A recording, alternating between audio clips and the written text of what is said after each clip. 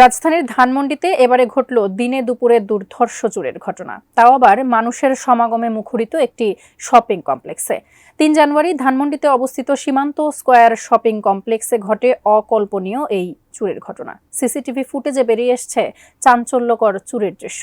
তবে জনমনে প্রশ্ন, কিভাবে প্রকাশ্যে এমন চুরি সম্ভব, নাকি এর পেছনে রয়েছে পূর্ব কোনো পরিকল্পনা? বিস্তারিত জানাচ্ছেন ইশতিয়াক হোসেন।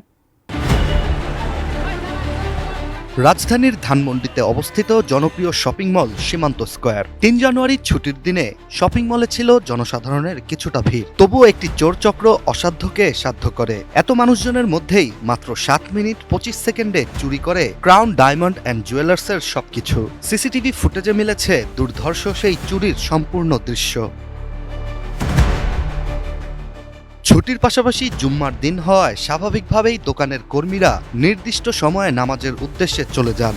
নামাজ চলাকালীন দোকানের শাটার বন্ধ থাকে। ঠিক এই সুযোগটি কাজে লাগায় চোরচক্র। ফিল্মি স্টাইলে পরিকল্পনা করে সংঘবদ্ধ হয়ে দোকানের সামনে আসে আনুমানিক 9 জন। এরপরই শুরু হয় চুরির ঘটনা।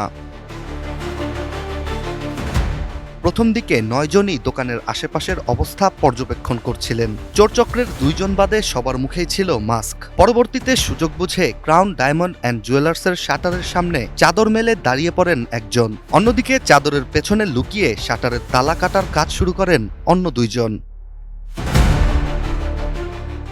অবশেষে তালা কেটে চোরচক্রের একজন ঢুকে পড়ে দোকানের ভেতরে। এ সময় চোরচক্রের বাকি সদস্যরা আশেপাশে পর্যবেক্ষণ করছিলেন, এমনকি কেনাকাটার অভিনয় করে পাশের দোকানে অবস্থিত লোকজনদের মনোযোগ ঘুরিয়ে দেন। আপনি কি হার্টের সমস্যা নিয়ে দুশ্চিন্তাগ্রস্ত? স্বল্প খরচে হার্টকে ভালো রাখার সহজ উপায় মাতৃভূমি হার্ট কেয়ারে।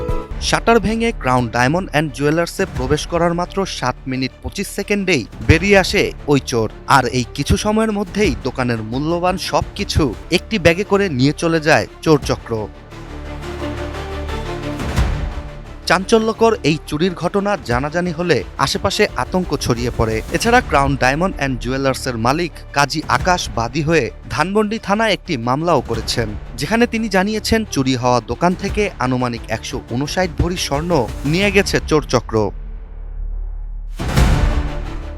Ishtiaq Hossain, ATN news.